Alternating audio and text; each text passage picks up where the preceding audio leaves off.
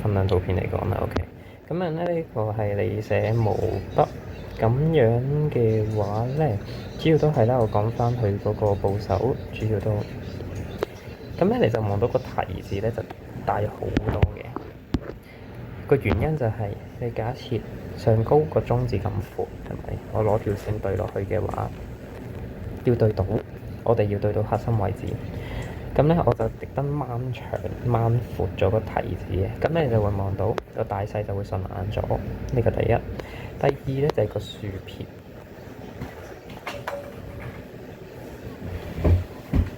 咁你就會望到個豎非常豎啦，係咪？前面有一段距離係直嘅，咁所以你先可以掹翻高呢個交叉點，亦都可以將個交叉點掹喺中間。OK，咁呢個音字嘅話咧，同個豎撇一樣嘅，就係頭嗰位係直嘅，係咪？咁咧右手邊可以俾佢垂直啦，完全垂直啦，係咪？咁呢兩點咧，你可以選擇寫長啲或者寫厚翻少少。亦都注意翻就係，因為我哋係要上翻去噶嘛，寫完我哋呢支筆要上翻去，所以咧我哋通常嚟講就係呢個位收一收，然後就上啦。就算你唔連筆都好，我哋都唔會話尖出嘅。表字寫得好，圖字都係理字都 OK 嘅。咁個潮字呢個月字反而就啱啱講咗啦。但係咧，我哋嘅左手邊盡量啦間距差唔多，間距差唔多會好啲。OK。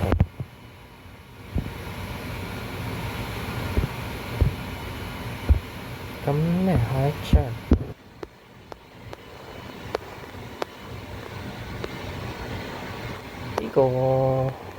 呢個字嘅話咧，你可以俾個雨字部細少少，佢細啲啲咯。咁咧又要啱啱上一堂講上一套片講嘅軸線對準啦，係咪？魚字 OK，再長多少少啦，長多啲啲。咁然後咧，你呢兩點咧就可以收翻入嚟少少。OK，個散字係你一撇直少少，鳳字都係可以拉長啲啦。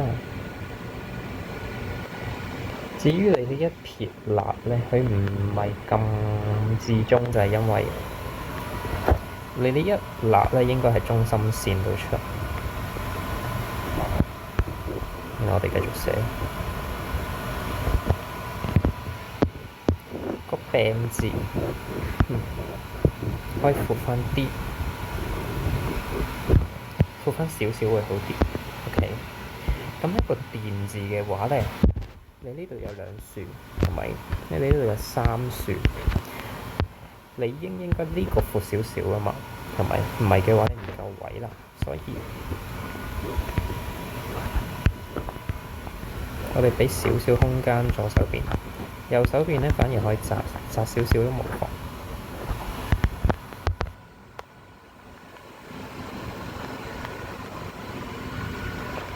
OK，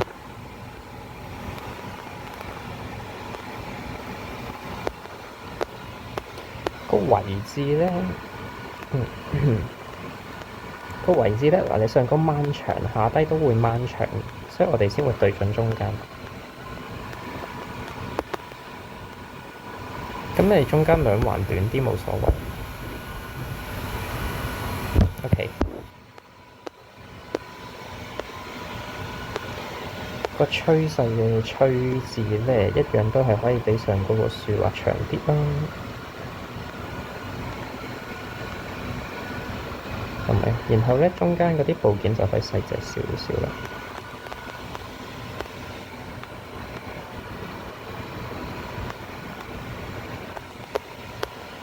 個老字寫得好過佛經，不過都係可以細隻少少就好啲。個象字咧，我哋簡體嚟講咧係一點一豎，然後挑上去喺呢個筆上嘅。咁所以咧一樣，我哋唔會話出尖，即係我哋唔會撇完出去又翻嚟，我哋唔會嘅。即係收好啦，挑上去，甚至你寫個勾出嚟都冇所謂，寫得嘅。咁同埋咧簡體唔係咁寫嘅咩？我有少少唔好記得，你咁樣寫我有少少疑惑，我唔好記得，因為呢個配置都係個豎撇啦，就係因為我哋兩邊嘅弧度要有起碼有一個位要匹配到啊，咁所以我哋先有呢個豎撇嘅存在。咁而呢個根字咧就一定會低過嗰個封框嘅啦，封字框。OK，個動字寫得特別好，門字都係，中字都寫得唔錯。中字嘅話咧，記住我哋呢個人字嘅交叉位係對住嗰個豎畫嘅，所以咁樣寫就 OK 啦。好，最後一張。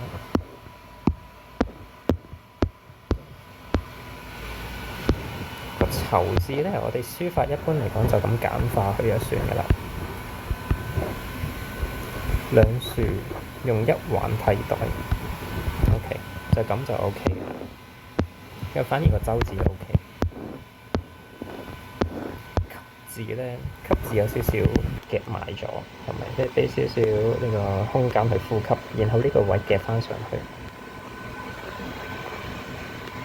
係咪？因為你呢點同埋嗰個撇都已經炒車啦，開始。你個人字可以伸張或者舒展少少，會好啲。個水字呢個對準咩嘛？你翹絲邊都對準嘅。咁你個小字咧就應該喺度，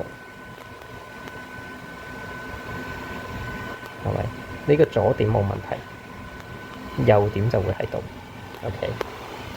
個飛字咧，你可以俾多少少夾角去，我夾實少少，拖到落嚟上，然後呢兩點咧就可以分翻開啲啲，一、二、三，大概係呢種距離嚟嘅，我哋就會好少會落去，比較少。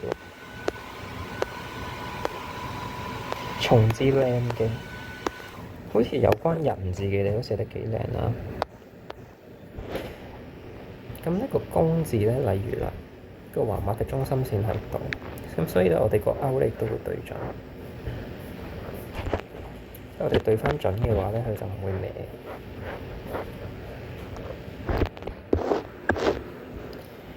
希字冇乜嘢，希字幾靚。咁個音字我唔敘述啦。咁咧，你會望到你啲三橫喺度啦。咁所以個口字咧，應該都差唔多係呢個位，係咪？咁你呢個位都可以俾翻少少空間佢啦。咁咧，如果我哋平時寫個君字咧，我哋就唔穿嘅。平時寫唔穿，但係你話寫穿嘅咧都冇問題。咁我下低寫到一個。